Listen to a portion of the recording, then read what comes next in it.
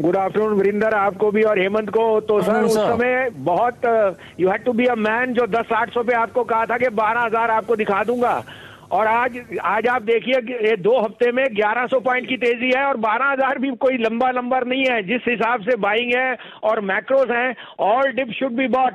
Banks are going to outperform. 21,200 पे मैंने हेमंत को कहा था, 23,500 से 24,000 और 25,000 दिवाली पे, तो ये 23,500 तो आज हो गया है।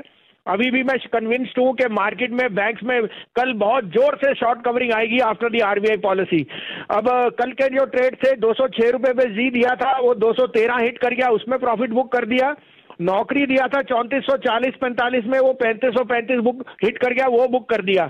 अब मेरे पास दो बायस हैं और वो कन्विक्शन बायस हैं। आप कहे तो मैं शुरू करूं? सर बिल्कुल शुरू करिए, और बधाई इतने बढ़िया कॉल के लिए। कोविड वगैरह नहीं होता, हम सब लोग आ जाते आपके घर पे पार्टी करने के लिए। इतने बढ़िया कॉल्स आपने दिए थे, बताइए सर। सर तो पहला बाय होएगा, जैसे मैंने एचडीएफसी और एचडीएफसी बैंक में सबको पैसा कमाया, now is the time of HDFC Life. Unprecedented GVA numbers additions 580-82 में लीजिए और इसको आप लेके रखिए। 625 का फर्स्ट टारगेट है, but by Diwali and beyond you could see 675 on HDFC Life. और अगर आपको मैं अगली दिवाली कहूं तो it should be 1,000 rupees stock. Unprecedented numbers on insurance and it is standing out. That is my top pick. Second pick is again Nestle has consolidated for quite some time। 16,200 से 250 में लीजिए, 15,925 का स्टॉप लॉस, 16,750 से 17,000 का target. चलिए, तो Nestle आपका अगर आप देखें आज प्रिफर्ड पिक है। एग्जैक्टली अगर आप देखें 210 पे हमने बातचीत शुरू की थी इस पे। यहाँ पे करीब 16,750 का लक्ष्य है, 15,920 का स्टॉप लॉस रखेंगे वसीम साहब। और एचडीएफसी लाइफ आज सुबह भी मुनाफे की तैयारी पे इस सेक्टर पे और इस स्टॉक पे हमारा डेडिकेटेड डिस्कशन हुआ था, और उस वक्त भी शुभम 640-630 के टारगेट्स दे रहे थे। वसीम साहब का टारगेट 615 का है। इंडिया के नंबर 1 ब्रोकर जीरोधा के साथ जुड़िए, जहां पर आपका ब्रोकरेज कुछ भी नहीं लगेगा। ब्रोकरेज लगेगा तो सिर्फ इंट्राडे ट्रेड में, वह भी सिर्फ 20 रुपए। तो दोस्तों, अकाउंट ओपनिंग की लिंक डिस्क्रिप्शन में है, जाइए लिंक पर क्लिक करके जीरोधा में अकाउंट ओपन कराइए। वीरेंद्र, देखिए आज केवल लार्ज कैप्स पे फोकस है डीलिंग रूम्स का, और 2 स्टॉक्स जो वो अपने क्लाइंट्स को एडवाइस कर रहे हैं उनमें से सबसे पहले है मदरसन सुमी। और अगर आप मदरसन सुमी की बात करें तो यहाँ बीटीएचटी की राय दे रहे हैं डीलिंग रूम्स। उनको लगता है कि 123 से लेके 125 तक के लेवल्स यहाँ बहुत जल्द हमको देखने को मिल सकते हैं। और मोर इंपॉर्टेंटली अगर आप अक्टूबर सीरीज का डेटा देखें तो लगभग 30 लाख शेयर्स ओपन इंटरेस्ट में ऐड हुए हैं लॉन्ग साइड पे, और ओपन इंटरेस्ट में लगभग 13-14% का इजाफा हुआ है। तो मदरसन सुमी में आज हमने बहुत अच्छा बिल्डअप देखा है लॉन्ग साइड पे F&O कॉन्ट्रैक्ट्स में। जहां तक की सवाल है केमिकल इंडस्ट्री का, तो एसआरएफ पे जरूर ध्यान दीजिए। डीलिंग रूम्स का मानना यह है कि यहां हमको 4,300 से लेके 4,350 तक के लेवल्स बहुत जल्द देखने को मिल सकते हैं।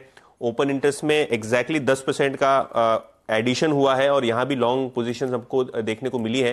तो एसआरएफ पे भी खरीदारी करें थोड़ा पोजिशनल बेसिस पे, क्योंकि थोड़ा कहने का मतलब ये है कि ये पोजिशनल बेसिस पे ज्यादा पैसे कमा के देता है लोगों को। तो एसआरएफ एक ऐसा शेयर जहां डीलिंग रूम्स की पैनी नजर है। सही बात है। तो आज आपके जो गुप्तचर हैं वो आशीष चतुर्मोता जी के डीलिंग रूम में पहुंचे हुए हैं। एसआरएफ उनका भी देखिए आज का पिक था, और उनका ऑल टाइम फेवरेट ही है ये। हाँ, और शानदार कंपनी भी है। आप देखिए इस कंपनी ने किस तरह के रिवॉर्ड करके दिया है। मुस्कुराते हुए देखिए चंदन जी इस बात पर, चंदन जी का भी फेवरेट रहा है मुझे याद है। और ये बहुत ही बढ़िया कंपनी, पोर्टफोलियो वाला शेयर है, लेकर रख के भूल जाइए स्टॉक को। दिखाइए डॉक्टर साहब 1-2 साल का जितना लंबा चार्ट आपके पास हो सके तो समझ में आएगा क्या किस तरह का शानदार आउट परफॉर्मेंस इस स्टॉक ने दिखाया है एसआरएफ। और ये बेस्ट कंपनी है इस स्पेस में। लेकिन ये बताइए, ये वेदांता में क्या हो रहा है? डीलिस्टिंग होगी कि नहीं होगी? आपका ही कल ट्वीट था ना, ये ओएफएस है या डीलिस्टिंग है? बिल्कुल, ये इसमें ऐसा है हेमंत कि जिस हिसाब से प्राइस मूव आ रहे हैं, बहुत ही गलत प्राइस मूव आ रहे हैं। इंडिकेशन जो है ना मार्केट प्लेस में, भाव भगवान बोलते हैं, और जिस हिसाब से प्राइस मूव हो रहा है उस हिसाब से लग रहा है कि कुछ तो गड़बड़ है। जो अभी तक का अपडेट है, क्योंकि ग्राफिक अपडेट नहीं कर पाए होंगे, अभी जो लेटेस्ट मुझे आंकड़े मिल रहे हैं लगभग 65 करोड़ शेयर्स का टेंडरिंग हो चुका है।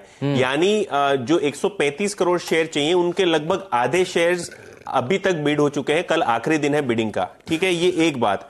दूसरी बात, जो मेजर बीडिंग है वो 140 से लेके 155 रुपए के बीच में हुई है वेदांता की। लगभग 46 करोड़ शेयर्स की वहां तक बोलियां लगी है। लेकिन जो अभी अपडेट आया वो ये आया है कि लगभग 3.25 करोड़ शेयर्स किसी ने जाके 320 रुपए बिड कर दिए।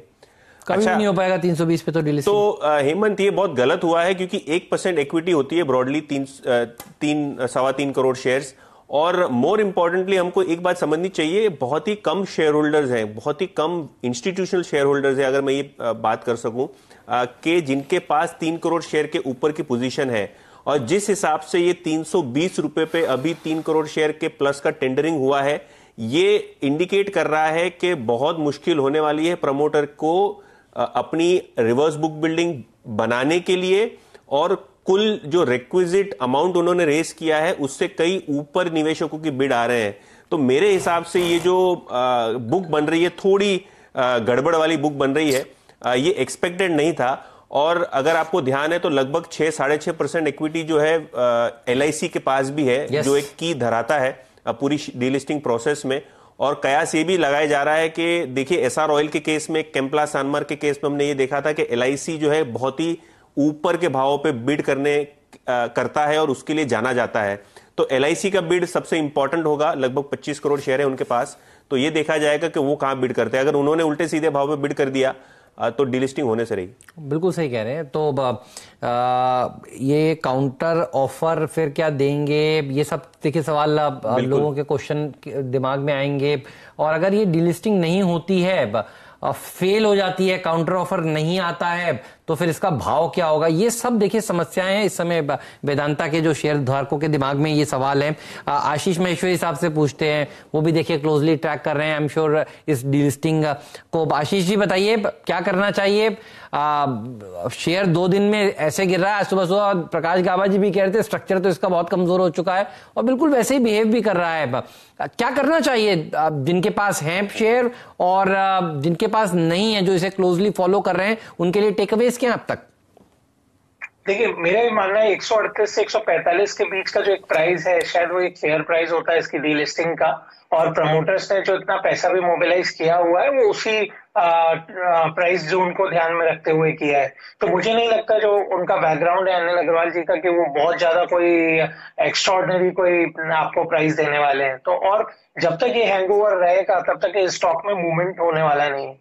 तो देखते हैं कि क्या, मुझे तो नहीं लगता कि कल एक रिवर्स बुक बिल्डिंग सक्सेसफुल होगी। मुझे लगता है शायद 2 दिन का जो एक टाइम गैप रहता है, टाइम लिमिट रहता है काउंटर ऑफर देने का, शायद वो एक काउंटर ऑफर एक सर्टेन प्राइस पे 130 या 135 रुपए के आसपास आए, तब जाकर थोड़ी सी और क्लैरिटी आएगी। बट अभी कुछ नहीं करने की सलाह मेरी तरफ से रहेगी, और बिल्कुल बाय तो स्टॉक बिल्कुल अभी नहीं करना चाहिए। इंडिया के नंबर 1 ब्रोकर जिरोधा के साथ जुड़िए, जहां पर आपका ब्रोकरेज कुछ भी नहीं लगेगा। ब्रोकरेज लगेगा तो सिर्फ इंट्राडे ट्रेड में, वह भी सिर्फ 20 रुपए। तो दोस्तों, अकाउंट ओपनिंग की लिंक डिस्क्रिप्शन में है, जाइए लिंक पर क्लिक करके जिरोधा में अकाउंट ओपन कराइए।